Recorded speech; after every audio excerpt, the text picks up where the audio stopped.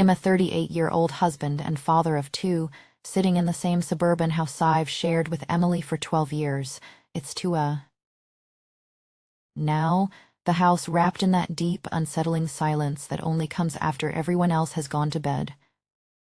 The kids are upstairs, their breathing steady and peaceful through the baby monitor. I still keep on out of habit, and am here at the kitchen table with my laptop open. The screen's glow, the only light cutting through the darkness. Our life looks solid, stable, enviable to anyone looking in from the outside. Family dinners, weekend soccer games, a mortgage we've nearly paid down. That excitement, the emptiness is starting to feel louder than the silence between us, a constant hum in my chest that grows with every passing night. Emily and I have become polite roommates who pass each other in the hallway with nothing more than quick nods and practical words about the day's logistics.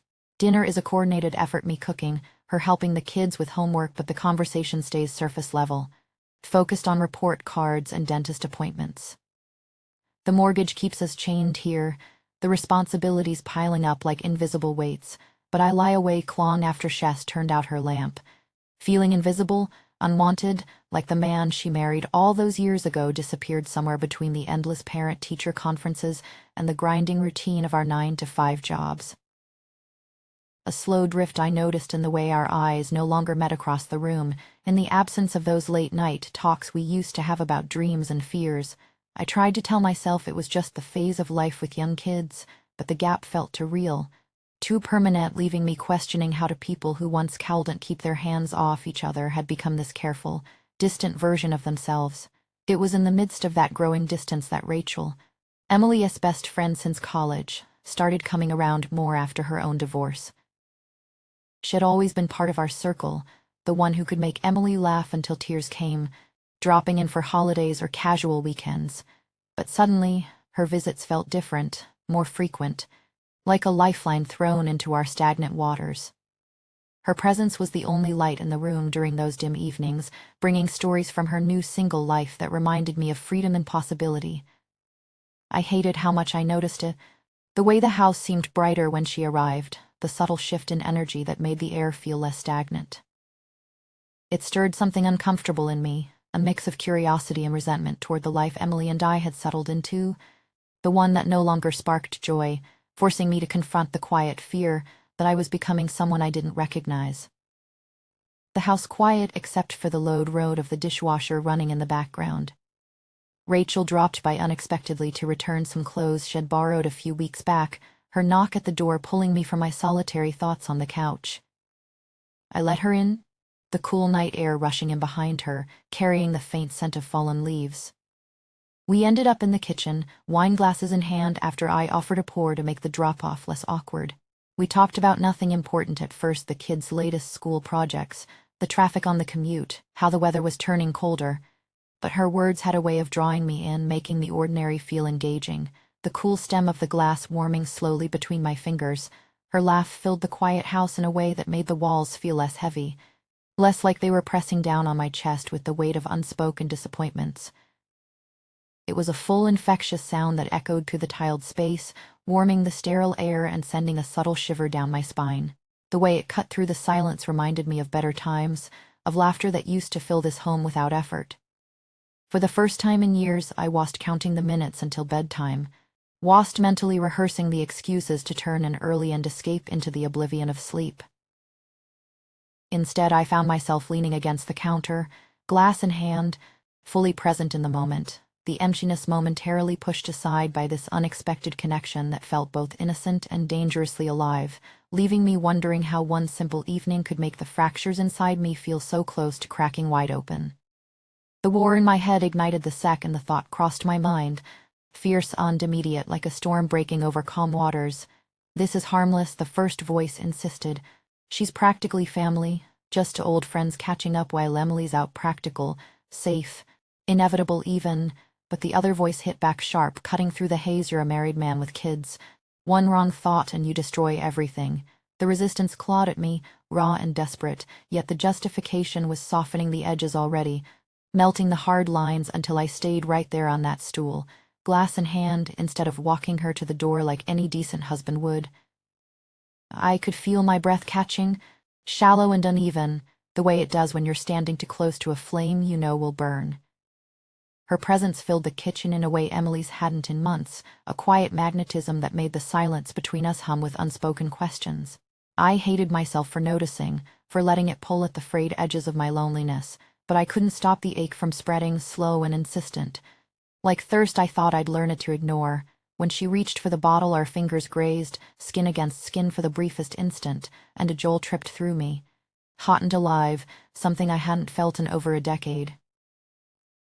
It wasn't much, just that fleeting touch, but it left me breathless, my heart slamming against my ribs as if it wanted out. I pulled back slightly, the warmth lingering like a promise I had no right to keep, my mind reeling from the electricity that simple brush had sparked. My phone buzzed sharply on the counter, Emily texting she was heading home early. I stepped away fast, pulse thundering in my ears, guilt flooding in like cold water, but Rachel smiled, that soft curve of her lips that made the room feel warmer, and said she'd come back tomorrow to help with the kids' science fair project. I heard myself agree before the words even registered, my voice steady while inside everything trembled, already choosing to leave that door cracked open, inviting in the danger I was too weak to shut out. A week slid by in the blur of routine, but when Rachel returned, Emily out running errands once more. The house felt different, expectant somehow. We settled on the living room couch with the project board spread between us, reviewing layouts and ideas, our knees almost touching beneath the edge of the table. The space between us kept shrinking, inch by careful inch, without either of us daring to name what was happening. The ordinary afternoon suddenly thick with a charge that made the air feel alive, heavy. My mind ran the same tired script, trying to hold the line. It's nothing, she's just helping because Emily's swamped at work, practical, friendly. No big deal at all. The guilt flickered again, sharper this time. What if Emily walked in right now, saw us like this? But it faded quicker than before, swallowed by the longer, sweeter rationalization that this tiny pocket of connection wasn't hurting a soul, that it was just innocent help in a house that had grown to quiet. Yet there she was, leaning in 2-point at a detail on the board, her breath warm against my neck for a heartbeat, carrying that faint coconut vanilla scent that wrapped around me like a secret I wasn't supposed to hold. My hand rested on the cushion, so close to hers I could sense the heat radiating, the almost touch making my skin prickle with awareness. The pull was getting stronger, gravity dragging me toward surrender, and I wondered how much longer I could pretend this was still harmless. How long before the almost became something I couldn't take back. Still, my mind clung to the familiar lines, repeating them like a mantra to keep the walls from crumbling. Nothing but a bit of help while Emily was buried under those endless work demands, just a friendly favor from someone who'd been part of our circle forever, nothing big or dangerous at all. The guilt did flicker up again, a quick stab. What if Emily surprised us by coming home early, and saw the way the space between us had shrunk on that couch, but it passed even quicker this time, washed away by the longer, sweeter pull of knowing this little island of understanding wasn't wounding anyone, wasn't tearing at the foundations yet.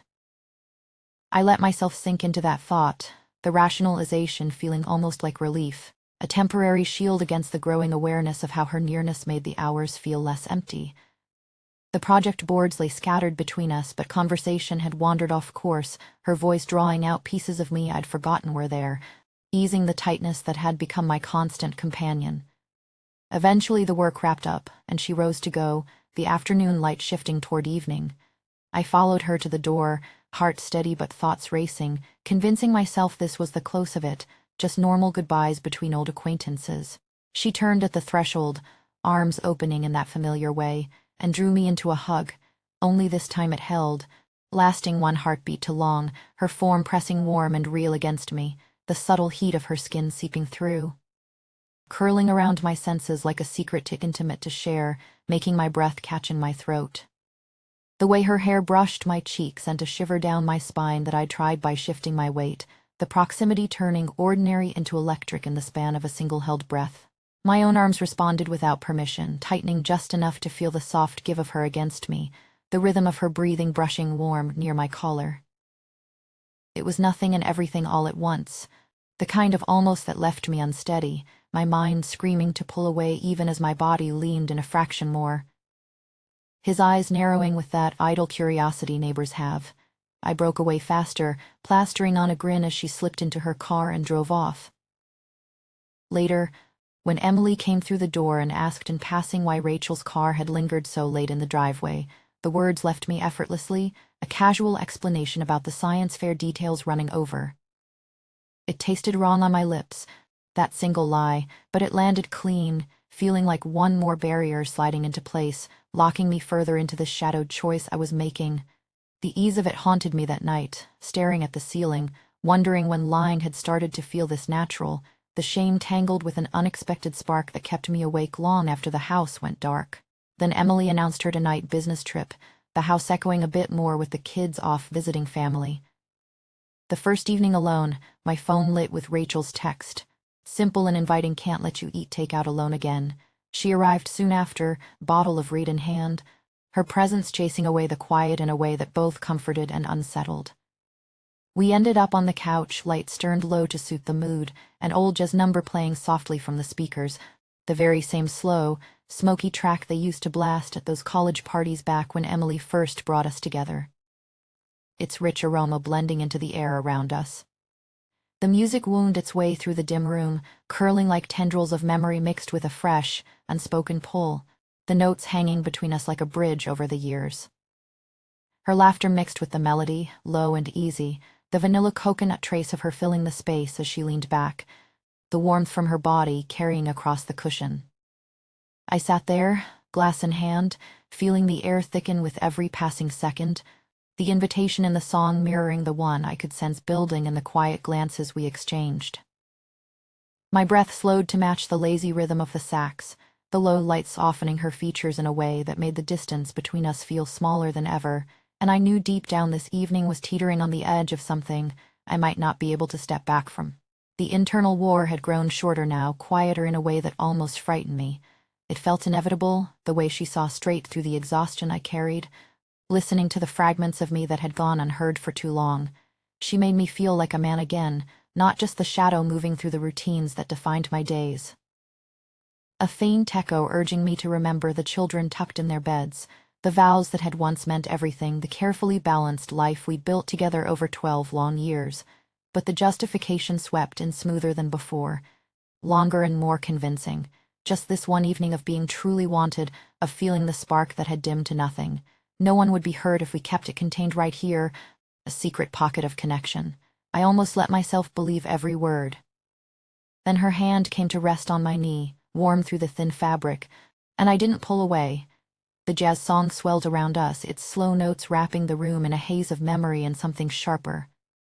Her vanilla coconut scent flooded my lungs with every breath, making the air feel thick, alive with possibility I knew I should deny. The moment stretched. Our eyes held, and without a conscious choice the distance vanished. Our mouths met in a kiss that carried the rich taste of red wine and all the quiet needs we'd never voiced, her lips soft yet full of an urgency that mirrored my own hidden ache. Her hair brushed my cheek like warm silk in the dim light, and my hands found their way to her waist, drawing her closer until the heat between us built into something undeniable, bodies pressing with a closeness that erased the emptiness I'd worn like a second skin. Emily's name lighting the screen, her call cutting through the haze to say goodnight from her trip. We broke away, breathing ragged, our gazes locked in the low glow, the flavor of her still lingering like a confession on my tongue. Standing here in the dark living room now, the phone continues to vibrate in my hand, her name a persistent glow that demands attention. Rachel's lipstick has left a faint smear across my mouth, and her scent clings to my shirt like an accusation I can't wash away. Guilt twists like a knife between my ribs. Deep and unrelenting, I've betrayed the mother of my children, the woman who placed her entire trust in the man I used to be.